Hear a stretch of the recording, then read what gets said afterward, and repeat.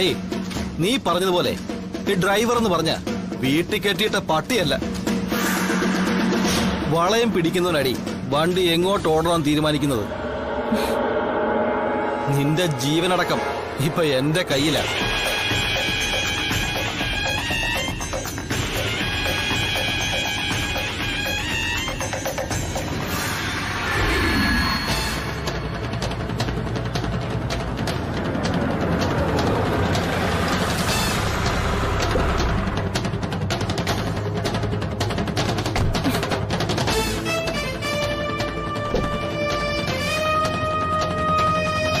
നിക്ക്.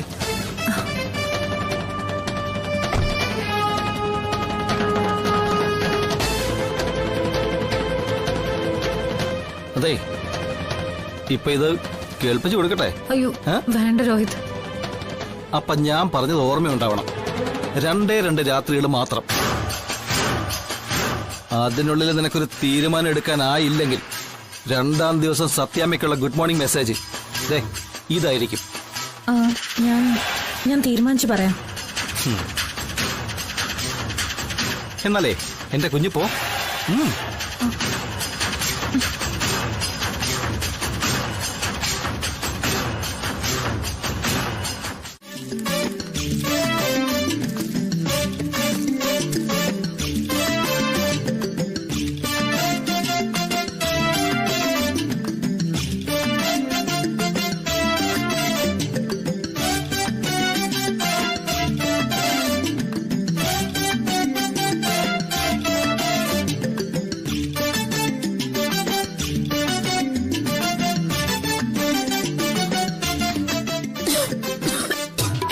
ഇത്രയും ധൃതി എന്തിനാ? ആരും അത് നിങ്ങളുടെ മുന്നിൽ നിന്ന് എടുത്തോണ്ടൊന്നും പോകത്തില്ല. ദാ വെള്ളം കുടിക്കേ. വേണ്ട വേണ്ട.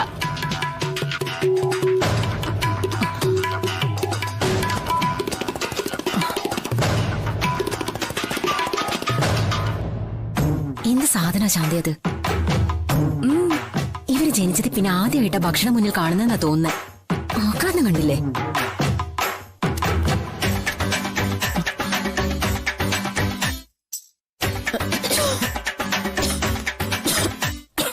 അങ്ങനെയൊന്നും ആരെ പറ്റിയും പറയരുതെന്ന് ശാരദാമ്മ നിന്നോട് പറഞ്ഞിട്ടില്ലേ? ഓരോരുത്തരും ഓരോ തരക്കാരായിരിക്കും. അവര് ഭക്ഷണം കഴിക്കുന്ന രീതിയും വ്യത്യസ്തമായിരിക്കും. എന്നാലും ഇതെന്താ ശാന്തേ, ഒരു തുള്ളി വെള്ളം പോലും കുടിക്കാതെ പുട്ടായി തട്ടിവിടുന്നത്? അവര് ശീലിച്ചത് ചിലപ്പോ അങ്ങനെ ആയിരിക്കുന്നേ. ശീലിച്ചത് അങ്ങനെയാന്ന് പറഞ്ഞ കണ്ടില്ലേ? ഇവര് പൊട്ടു തൊണ്ടയിൽ കുടുങ്ങി ഇവിടെ കിടന്ന് ചത്ത നമ്മൾ സമാധാനം പറയേണ്ടി വരും. ഫുഡുണ്ടോ ഇനി? ഇല്ല, തീർന്നു. തീർന്നോ? 4 കുറ്റി പുട്ടും കടലക്കറിയുവാ. എന്നിട്ട് ഇനിയും വേണമെന്ന്. ഉണ്ടെങ്കിൽ കൊടുക്ക് രാജി. ആൾക്കാർക്ക് കൊടുക്കാൻ വേണ്ടിയല്ലേ നമ്മൾ ഇതൊക്കെ ഉണ്ടാക്കി വെച്ചിരിക്കുന്നേ. തീർന്നെന്ന് പറഞ്ഞത് ഇല്ലാഞ്ഞിട്ട് തന്നെയാ ശാന്തേ. 25 കുറ്റി പുട്ടല്ലേ നമ്മൾ രാവിലെ ഉണ്ടാക്കുന്നുള്ളൂ. പുട്ടുപൊടിയും തീർന്നു. പതിവുകാരി വന്നാലും ഇനി ഇഡലിയേ ഉള്ളൂ. ഇഡലിയാണെങ്കിലും മതി കേട്ടോ.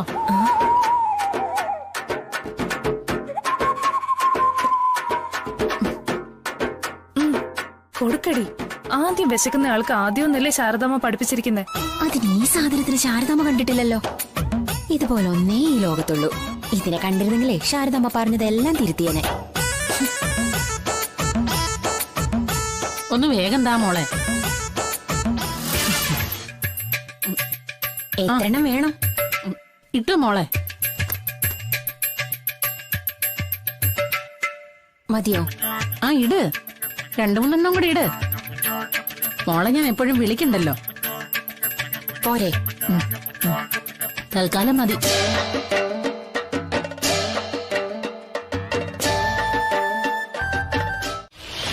അല്ല, അങ്ങനെ കാട്ടിക്കൊടുക്കാൻ നിന്റെ കയ്യിൽ വേണ്ടത്ര തെളിവുകളൊന്നുമില്ലല്ലോ.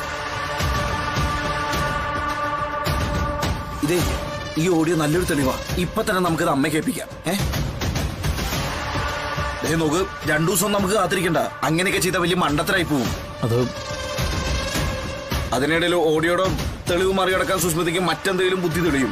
വേണ്ട വിഷ്ണുട്ടാ, ഇപ്പൊ സത്യാമ്മ ഇത് കാണിക്കണ്ട. എടോ, താൻ എന്തൊക്കെയാ പറയുന്നേ? ഇതിലും മികച്ച വേറെ എന്ത് തെളിവ് കിട്ടാനാ? ഇതൊന്നും പോരാ വിഷ്ണുവേട്ടാ സുസ്മിതയെ പൂട്ടാനായിട്ട്. രോഹിത്തിന്റെ കയ്യിൽ ആ ഓഡിയോ ഉണ്ടെന്ന് സുസ്മിതയ്ക്ക് അറിയാം. വിഷ്ണുവേട്ടൻ തന്നെ പറഞ്ഞതുപോലെ ഇതിനെ മറികടക്കാൻ മറ്റെന്തെങ്കിലും ബുദ്ധി കണ്ടുവച്ചിട്ടുണ്ടാവും അവള്. അവളുടെ ശബ്ദം അനുകരിച്ചിരിക്കാന്ന് വരെ അവള് പറയും. അതും ശരിയാണ്. റോയി ഓടിയെടുത്തതിന് പകരെ വീഡിയോ ഷൂട്ട് ചെയ്തിരുന്നെങ്കിൽ ഒന്നുകൂടി നന്നായിരുന്നു. ആ സമയത്ത് എനിക്കിങ്ങനെ തോന്നിയില്ല. മണ്ടത്തരമായി പോയി. അല്ല അപ്പൊ ശാലിനി, അപ്പൊ ഈ ഓഡിയോ കൊണ്ട് വേറെ ഒരു പ്രയോജനമില്ല എന്നാണോ ഇയാൾ പറയുന്നത്? അങ്ങനെ അല്ല വിഷ്ണുവേട്ടാ. കൂടും കൊണ്ട് 50 അടി അടിച്ച ഒരു പാറ പിളർന്നിരിക്കും. 50ാമത്തെ അടി പോലെ പ്രധാനമാണ് ഓരോ അടിയും. ഇപ്പോ സുസ്മിതയുടെ ഉള്ളിലെ നമ്മൾ ഭയത്തിന്റെ ഒരു വിത്ത് പാകിയിട്ടുണ്ട്. അത് വെള്ളവും വളവും കൊടുത്ത് വളർത്തിയാൽ മാത്രം മതി. സുസ്മിത എന്ന കരിമ്പാറ പിളർന്നോളൂ.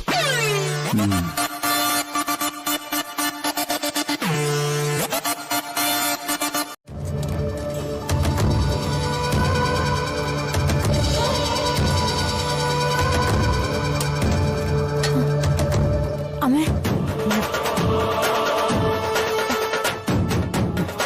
എന്താടി? എനിക്ക് കുറച്ച് കാശ് വേണം. കാശോ? എന്തിന്? എനിക്ക് പുറത്തേക്കൊന്ന് പോവാനാ. പുറത്തോ? നീയല്ലേ പറഞ്ഞ നിന്നെ പുറത്ത് വിടരുതെന്ന്? ഇത് അത്രയ്ക്ക് അത്യാവശ്യമാണമ്മേ. ആർദ്രയുടെ അടുത്ത് നിന്ന് നോട്ട്സ് വാങ്ങാനാ.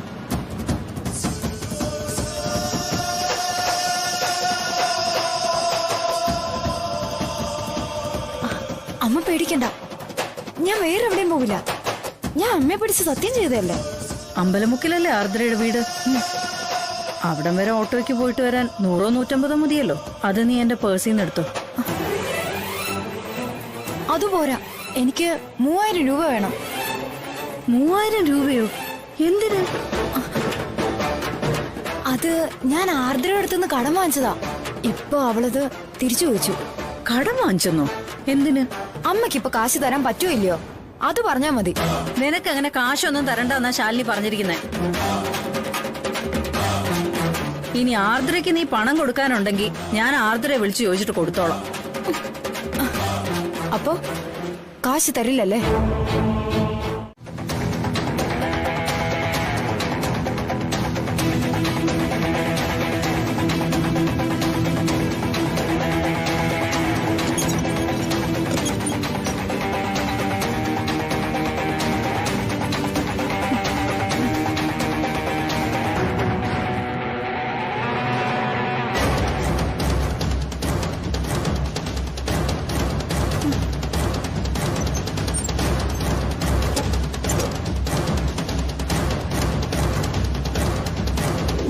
അമ്മ ഇത് പിടിച്ചോ. ജീവൻ പോയാലും അവൾക്കിത് കൊടുക്കരുത്.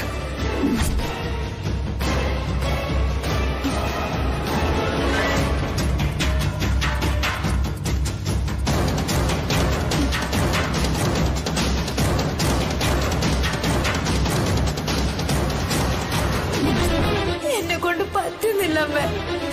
ഞാൻ എന്തെങ്കിലും ചെയ്തു പോവുമ്പേ. ദൈവമേ,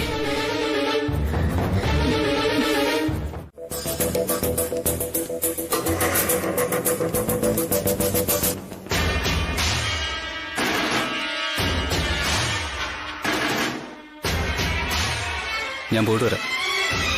നിക്ക്. നീ ഭക്ഷണം കഴിച്ചോ? എനിക്കൊന്നും വേണ്ട, ഞാൻ പുറത്തുനിന്ന് കഴിച്ചോളാം. ഇവിടെ ഭക്ഷണം ഉള്ളപ്പോ നീ എന്തിനാ പുറത്തുനിന്ന് കഴിക്കുന്നേ? കുറച്ച് തിരക്കുണ്ട്, ഒഴിവ് കിട്ടുന്ന സമയം നോക്കി കഴിച്ചോളാം. തിരക്കൊക്കെ എനിക്ക് മനസ്സിലാവുന്നുണ്ട്.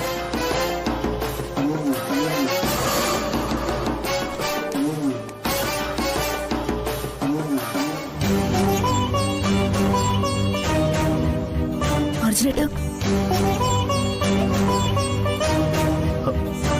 പ്രീതി,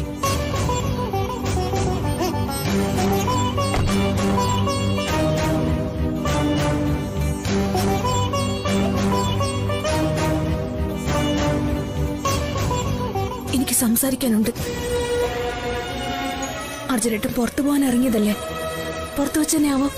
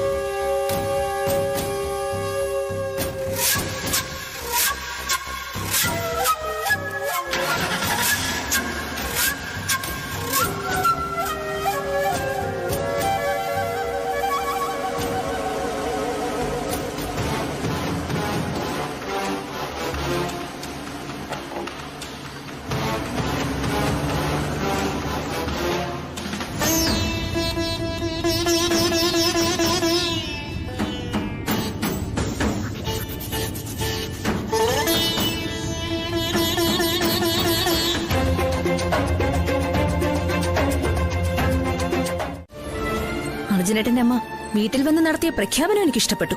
അത് അർജുനേട്ടന്റെ സമ്മതത്തോടെ ആണോ എന്നറിയാനാ സംസാരിക്കാനുണ്ടെന്ന് പറഞ്ഞത്. എന്റെ പിന്തുണ ഇല്ലെങ്കിൽ ഞാൻ അമ്മയോടൊപ്പം വരില്ലല്ലോ പ്രീതി. അർജുനേട്ട, ഇങ്ങനൊരു മറുപടി അല്ല ഞാൻ അർജുനേട്ടനെ ഇനി പ്രതീക്ഷിച്ചത്. നീ പ്രതീക്ഷിക്കുന്ന മറുപടി എനിക്ക് തരാനാവില്ലല്ലോ. അപ്പൊ നമ്മൾ തമ്മിൽ ഇനിയൊരു ബന്ധം ഉണ്ടാവില്ലേ? എനിക്കറിയില്ല. അമ്മ തീരുമാനിക്കുമല്ല. അർജുനേട്ടാ,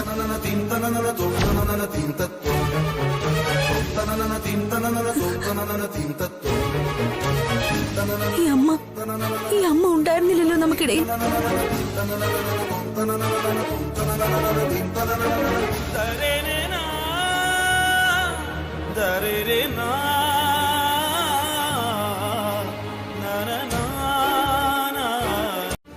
നമുക്കിടയിൽ എന്റെ അമ്മ നിന്റെ അമ്മ എന്ന് കൊണ്ട് അർജുനേട്ടാ. എന്റെ സ്ഥാനത്ത് നീ ആയിരുന്നെങ്കിൽ നിനക്കും അത് തോന്നും പ്രീതി. സുസ്മിതയാണ് പായസത്തിൽ വിഷം കലർത്തിയെന്ന് ആരോപിച്ച് വീട്ടിൽ നിന്ന് നീ ഇറങ്ങിപ്പോയി. അതിനുശേഷം ഞാൻ കാണുന്നത് എന്റെ അമ്മയെ അറസ്റ്റ് ചെയ്യാൻ മുറ്റത്ത് വന്നു നിൽക്കുന്ന പോലീസ് ജീപ്പാണ്. ഇതൊക്കെ കൂട്ടി വായിക്കുമ്പോ ഞാൻ എന്തു വേണം നീ പറ. അപ്പോ വസുമതി അമ്മ ജയിലിൽ പോവാൻ കാരണം ഞാനാണെന്നാണോ അർജുനേട്ട വിശ്വസിച്ചിരിക്കുന്നത്? എന്റെ ഉള്ളിൽ കള്ളമില്ല പ്രീതി. ഒന്നും മറച്ചു വെച്ച് പെരുമാറാനും അറിയില്ല. അതുകൊണ്ട് നീ ഇപ്പോ ചോദിച്ച ചോദ്യത്തിന് അല്ല എന്ന് ഉത്തരം നൽകാൻ എനിക്ക് കഴിയില്ല. കേരളത്തിലെ പ്രശസ്തനായ ഒരു ക്രിമിനൽ അഭിഭാഷകനായിട്ടും എന്റെ അമ്മ ഒരാഴ്ച ജയിലിൽ കിടക്കേണ്ടി വന്നത് എനിക്ക് മറക്കാനാവില്ല പ്രീതി. എന്റെ കരിയറിൽ തന്നെ ഒരു കളങ്കമായിരുന്നു അത്. ഇതിനിടെ ആശ്വസിപ്പിച്ചുകൊണ്ടുള്ള ഒരു ഫോൺ കോൾ, അർജുനേട്ടാ സാരമില്ല എന്നൊരു വാക്ക്, ഇതൊക്കെ പ്രതീക്ഷിച്ചു പ്രീതി. ഒന്നും ഉണ്ടായില്ലല്ലോ, ഒന്നും ഉണ്ടായില്ല. സ്വയം ന്യായീകരിക്കാൻ ഞാൻ ശ്രമിക്കുന്നില്ല. ഇതിനിടെ അർജുനേട്ടന്റെ മനസ്സിൽ പ്രീതിയുടെ ചിത്രം ഒരുപാട് മാറിപ്പോയി. അതിന് നിറം പകരുന്നത് വെള്ളത്തിൽ വരച്ച വരയാകും. നമുക്ക് അല്ല, എനിക്ക് മുന്നിൽ ഇനി എന്താ? അതെനിക്കറിയില്ല പ്രീതി.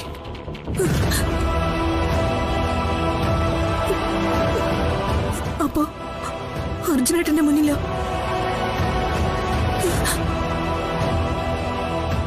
എന്റെ അമ്മ പറയുന്നത് ഞാൻ അനുസരിക്കും.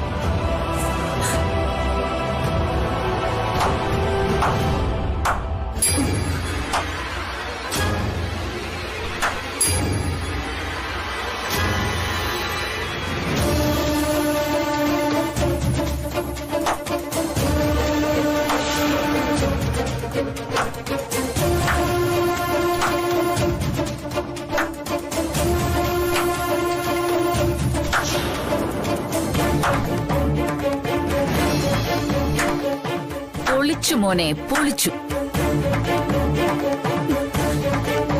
ഇപ്പോഴാ നീ വസുമതിയുടെ മോനായത്.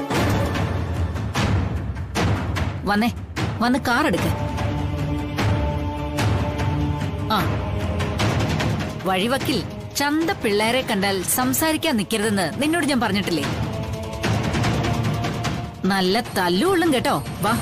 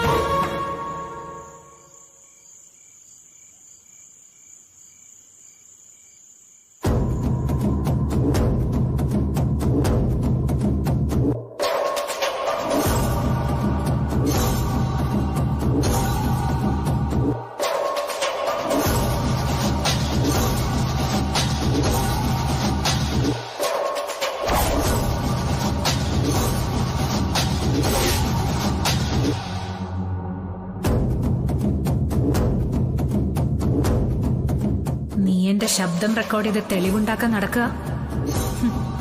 നീ ആരാ റെക്കോർഡിസ്റ്റോ?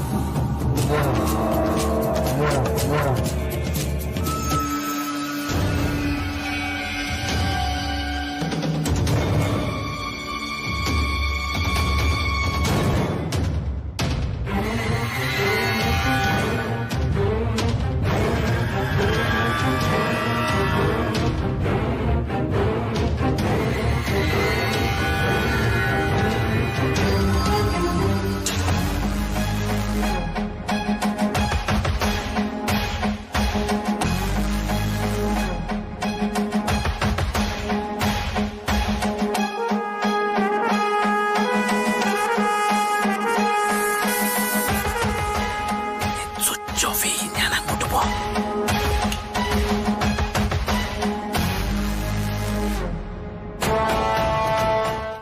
എല്ലാരോടും മുഖം മുഷിയാതെ പെരുമാറണമെന്ന് തന്നെയാ ശാരദയുടെ ആഗ്രഹം. പക്ഷെ മക്കള് സമ്മതിക്കില്ലല്ലോ. ഇപ്പൊ എല്ലാവരുടെ മുമ്പിൽ ഒരു മുഖം മൂടി ഇട്ടാ നിപ്പ്. ഭഗം വേവുന്നത് പുറത്തറിയാൻ പാടില്ലല്ലോ. ശ്യാമ അവള് പിന്നെ എന്തെങ്കിലും കുഴപ്പമുണ്ടാക്കിയോ? ശ്യാമയല്ല ഇപ്പൊ കുഴപ്പങ്ങൾ ഉണ്ടാക്കുന്നത്. അവളുടെ തലച്ചോറിൽ വേര് പിടിച്ചു പോയ മരുന്നാ. എന്തോ അമ്മ ഈ പറയുന്നത്? അവളുടെ ചില നേരത്തെ പെരുമാറ്റം കണ്ടാലേ അത് നമ്മുടെ ശ്യാമയാണോന്ന് തന്നെ സംശയം തോന്നിപ്പോവും.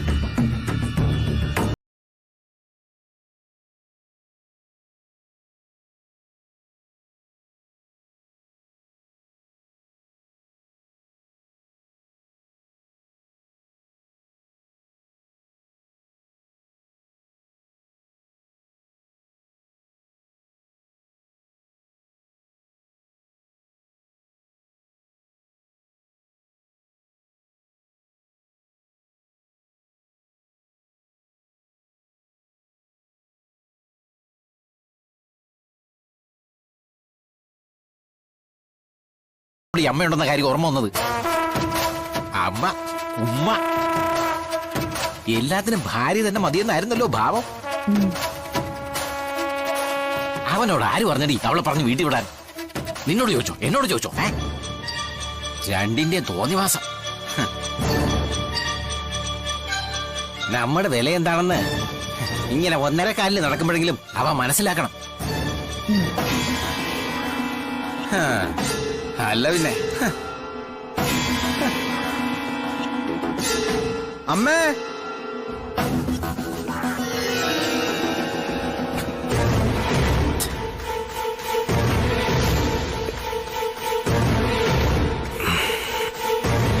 അമ്മേ,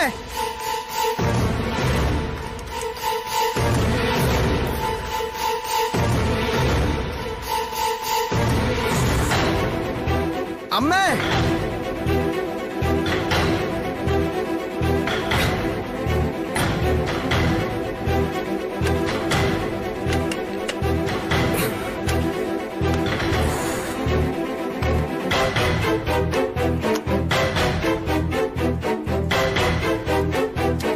അമ്മേ,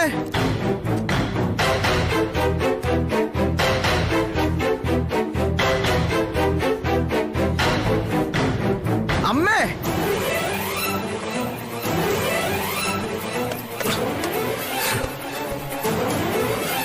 വെള്ളമില്ലല്ലോ. അമ്മേ, ഇതെവിടെ പോയി? അമ്മേ,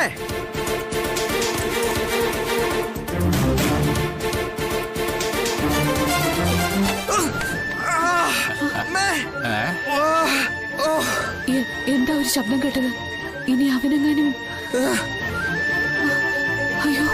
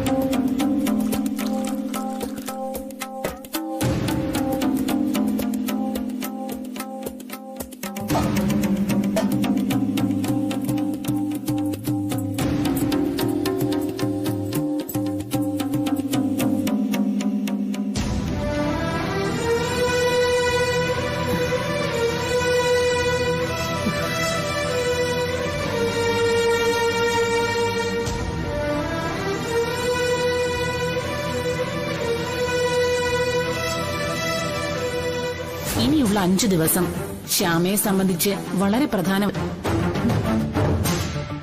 ഇതിനിടയിൽ പലതും സംഭവിക്കാം. ഒരാത്മഹത്യക്ക് വരെ സാധ്യതയുണ്ട്. 5 ദിവസം കണ്ണിമ ചിമ്മാതെ കാവലിരിക്കണം.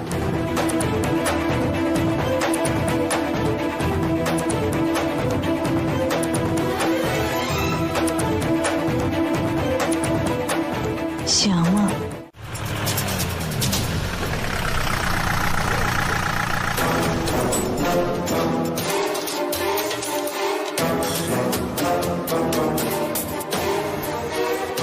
അച്ചായ തല എത്തി.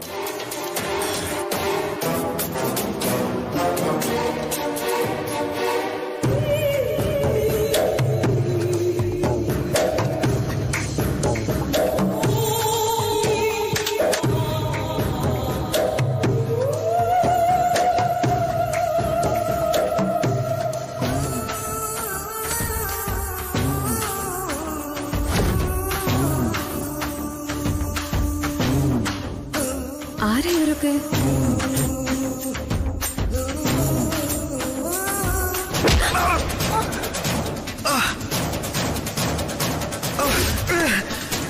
പറഞ്ഞാൽ അനുസരിക്കാൻ നിനക്ക് വലിയ ബുദ്ധിമുട്ടാ അല്ലടാ സാറേ.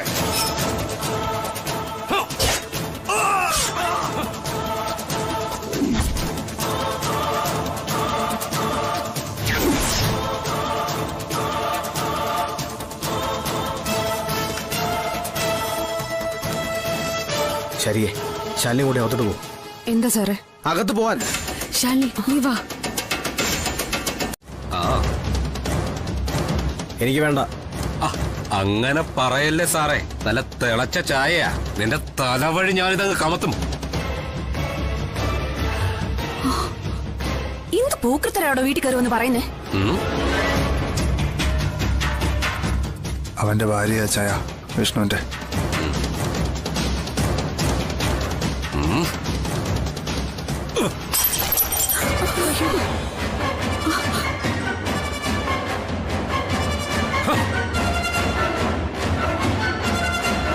വിഷ്ണുവിന്റെ ഭാര്യ എന്നൊരു നെകളിപ്പുണ്ടല്ലേ, അതങ്ങ് മാറ്റി വെച്ചേക്കണം. 1000 വിഷ്ണു ചേരുന്നതാ ഒരു പോൾസൺ. അറിയോ നിനക്ക്? അവന് കളിക്കാൻ പറ്റാത്ത പല കളികളും ഞാൻ കളിക്കും. പോൾസാ, നിനക്ക് സംസാരിക്കാനുണ്ടെങ്കിൽ നമ്മൾ തമ്മിൽ ആയിക്കോണം, പെണ്ണുങ്ങളുമായിട്ടല്ല. ഞാൻ ഇങ്ങോട്ട് വരേണ്ട ഒരു കാര്യം ഉണ്ടായിരുന്നില്ല. CI സഹദേവൻ നിന്നോട് കാര്യങ്ങൾ നല്ല വെടിപ്പായിട്ട് പറഞ്ഞതല്ലേ ഞങ്ങളെ ഞങ്ങളുടെ പാട്ടിന് വിട്ടേക്കാൻ. അങ്ങനെ വിടണമെന്നുണ്ടെങ്കിലേ ഈ രാജീവ് രണ്ടാമതൊന്നും കൂടെ ജനിക്കേണ്ടി വരും പോൾസാ. എന്നാ പിന്നെ അങ്ങനെ ആലോചിക്കണം.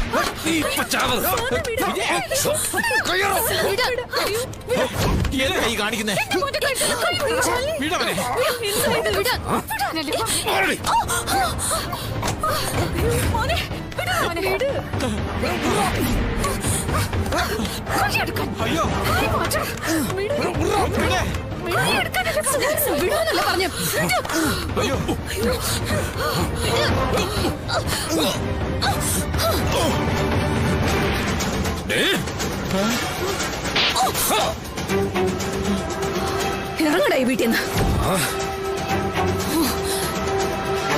അത്രയ്ക്കായോട് നീ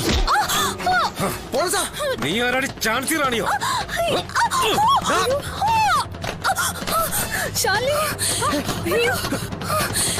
രാജാസോട്ട് ചെന്ന് ചോദിക്കുക കൃഷ്ണോട്ട് ചേട്ടാ, നിങ്ങളുടെ ആണല്ലേ?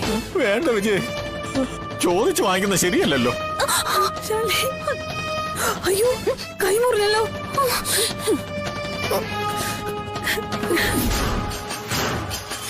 അച്ചായ,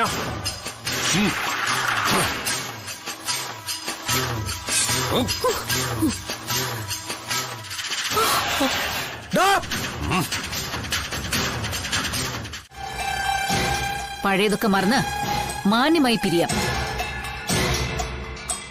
വസുമതി, എന്താ ഇത്? പരസ്പരം ഇഷ്ടപ്പെടാത്ത രണ്ടുപേര് തമ്മിൽ ജീവിതകാലം മുഴുവൻ ഒരുമിച്ച് കഴിയുന്നതിലും ഭേദം പിരിയുന്നത് തന്നെയാ രാഘവേട്ട. ഇനി വലിയ തർക്കങ്ങളൊന്നും ഇല്ലാതെ നമുക്കിതങ്ങ് അവസാനിപ്പിക്കാം. ആഹാ, സീൻ കൊഴുത്തല്ലോ. അർജുൻ,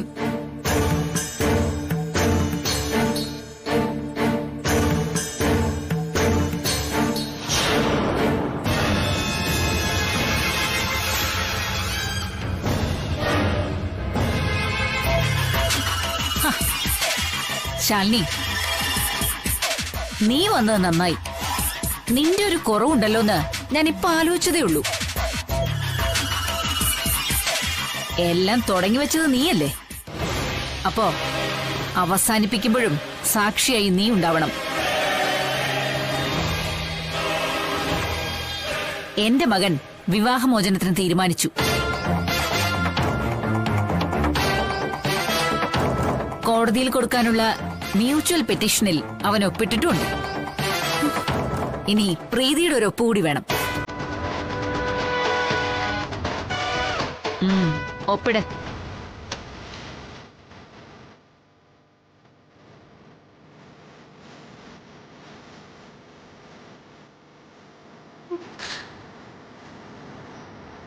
പ്രീതി,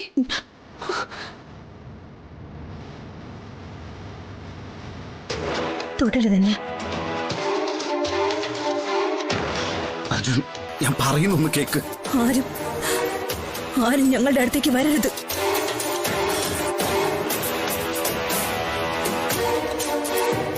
ഞാൻ എന്റെ ഭർത്താവിനോടൊന്ന് സംസാരിച്ചോട്ടെ. ഒരു പക്ഷേ അവസാനായിട്ട്.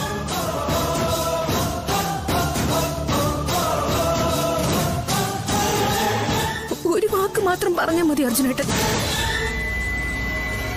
അതെ അല്ലെങ്കിൽ അല്ല എന്ന്. അർജുനേട്ടന്റെ പൂർണ്ണ സമ്മതത്തോടെയാണോ ഈ ഡിവോഴ്സ് പെറ്റീഷനിൽ ഒപ്പിട്ടിരിക്കുന്നത്?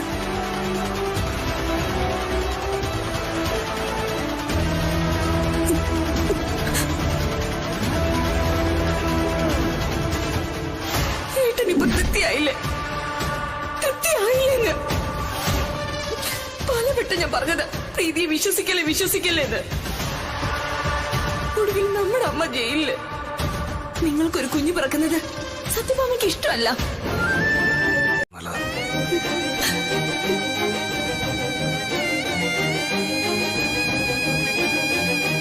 എപ്പോഴെങ്കിലും ഒരു കാലത്ത് അർജുനേട്ടൻ എന്നെ ഒരുപാട് സ്നേഹിച്ചിരുന്നെന്ന് അറിഞ്ഞതിൽ സന്തോഷം.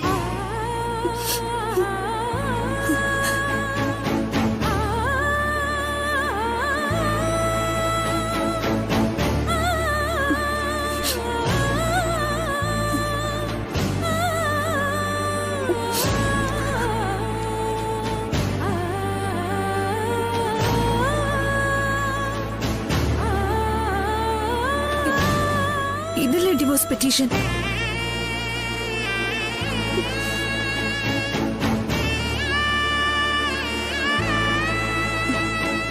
അർജുനേട്ടന്റെ ഒപ്പ്.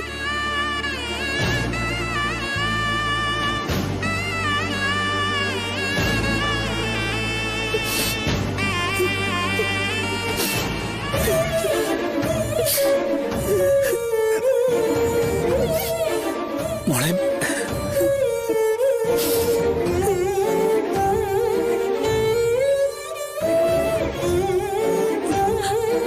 ഒരു പേന വേണം.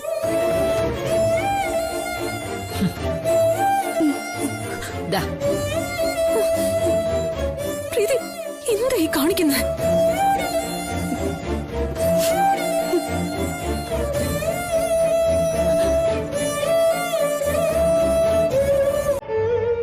സത്യഭാമയുടെ മകളാ പ്രീതി.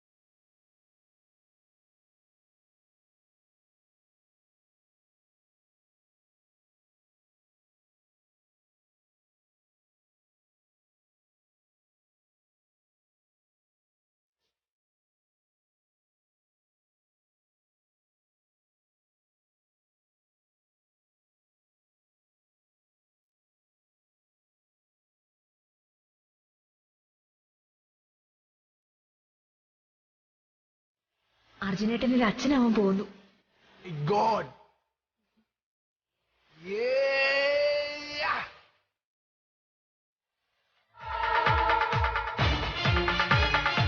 അവൾ എന്താ അവിടെ ചെയ്യുന്നേ?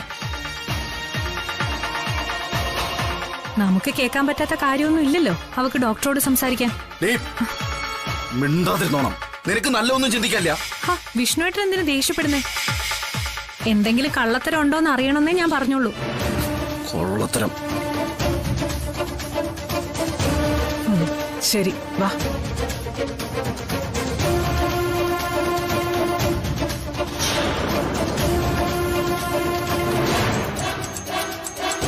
പ്രീതിയുടെ വയറ്റിലിപ്പോ കുഞ്ഞില്ല ഹെലൻ.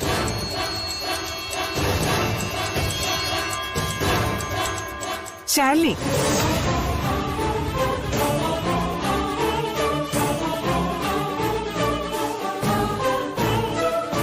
എന്താ ഇവിടെ?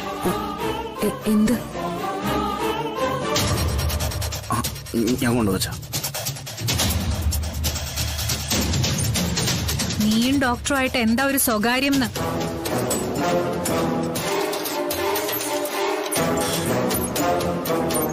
ഞങ്ങൾക്ക് കേൾക്കാൻ പറ്റാത്ത എന്താ ഇവിടെ?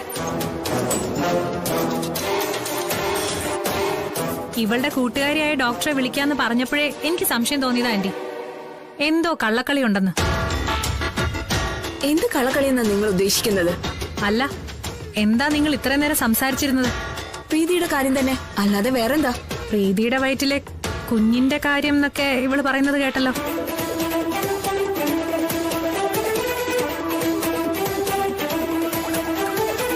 പ്രീതിയുടെ കാര്യം അതെല്ലാവർക്കും അറിയാവുന്ന കാര്യം തന്നെയല്ലേ. പ്രീതിയുടെ ഹെൽത്ത് കണ്ടീഷൻ ചർച്ച ചെയ്യുന്ന കൂട്ടത്തിൽ അതും പറയേണ്ടി വന്നു. അല്ല, പ്രീതിയുടെ വയറ്റിൽ കുഞ്ഞുണ്ടെന്നാണോ സുസ്മിതയുടെ അഭിപ്രായം? ഞങ്ങള് ഡോക്ടേഴ്സിന് അറിയാവുന്നതിൽ കൂടുതലായി എന്തെങ്കിലും അറിയാമെങ്കിൽ അത് പറയും.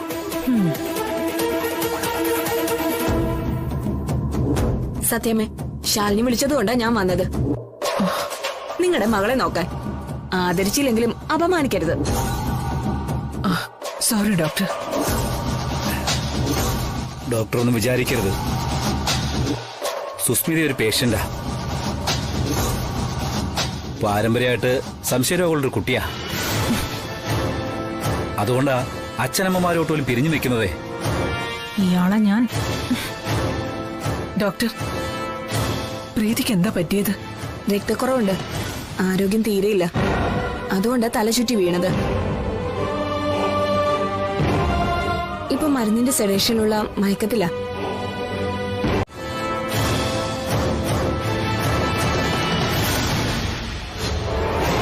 എന്താടി, നിന്നെ ഒരു പല്ലക്കിലെടുത്ത് പുറത്തേക്ക് വെക്കണോ? ഒക്കൂടെ?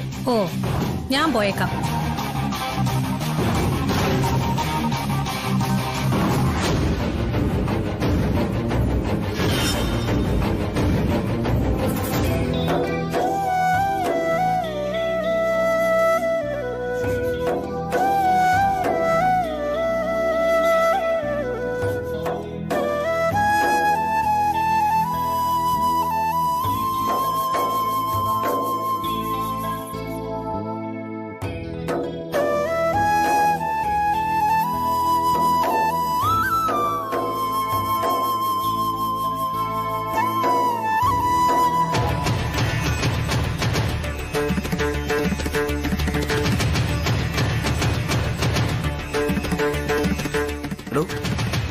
ഇതെന്താ? ഇയാളുടെ കയ്യിലെന്താ? അത് ഒന്നുമില്ല വിഷ്ണുട്ടാ. ഒന്നുമില്ലെന്നോ? നോട്ടെ.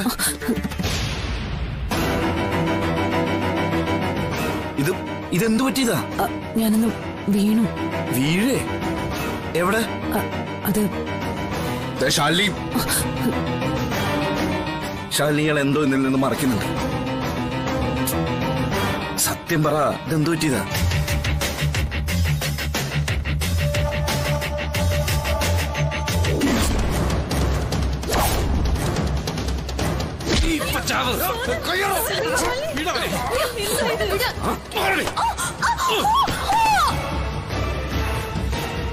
മനുവിനെതിരെ ഒരു കേസും വരാൻ പാടില്ല.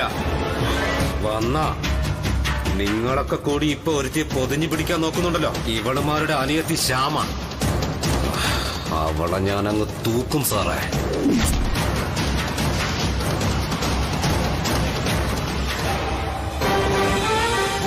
പോൾസൺ അല്ലേ?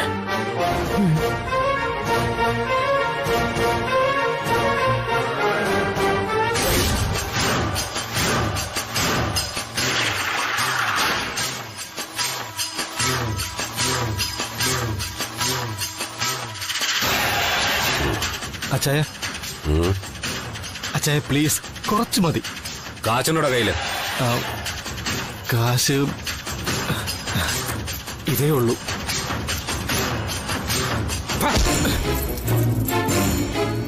പോൾസൺ എന്താടാ പിച്ചക്കാരനാണെന്ന് കരുതിയോ നീ? എനിക്കുള്ളത് മുഴുവൻ ഇവന്റെ അടുത്താണ് ഞാൻ കൊണ്ടു കൊടുത്തത്.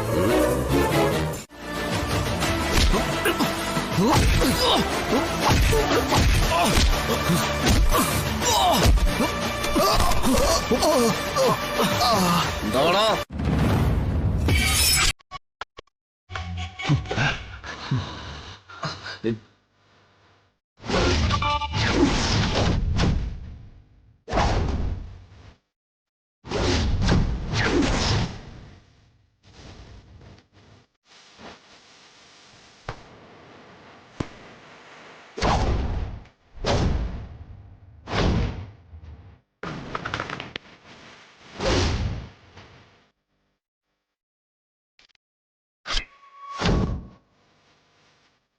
നീ ഇങ്ങോട്ട് വന്നത് നന്നായടാ. പോൾസന്റെ പിള്ളേരുടെ ദേഹത്ത് ആദ്യമായിട്ട് കൈവയ്ക്കുന്നത് നീയാ. നിന്നെ ഒന്ന് സൗകര്യമായിട്ട് കിട്ടാൻ നോക്കിയിരിക്കാതാ ഞാൻ.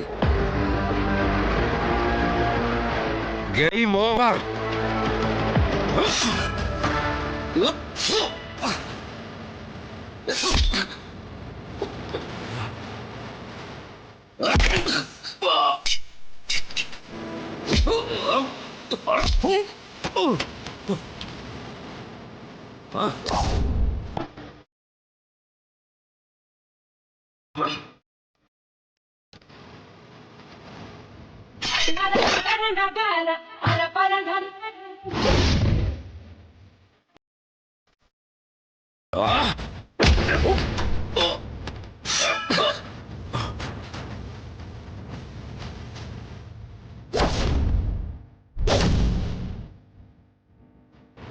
എടാ, കളിക്കോപ്പ് കയ്യിലുണ്ടായിട്ട് കാര്യമില്ലടാ.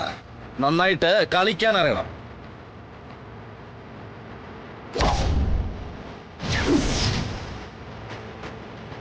കളി കഴിഞ്ഞിട്ടില്ല, തുടങ്ങുന്നതുള്ളൂടാ.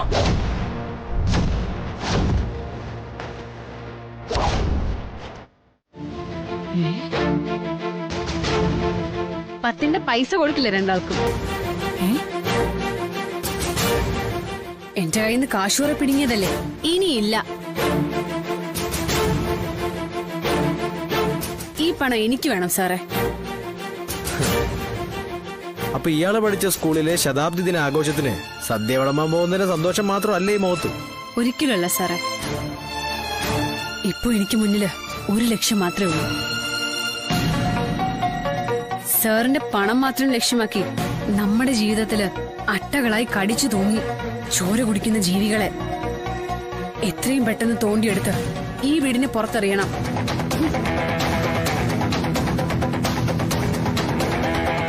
എങ്ങനെയെങ്കിലും ആ പണം കൊടുത്തു വീട്ടണം. ശാരദാമ്മയുടെ മകളാണെങ്കിൽ ശാരികത വീട്ടിയിരിക്കും.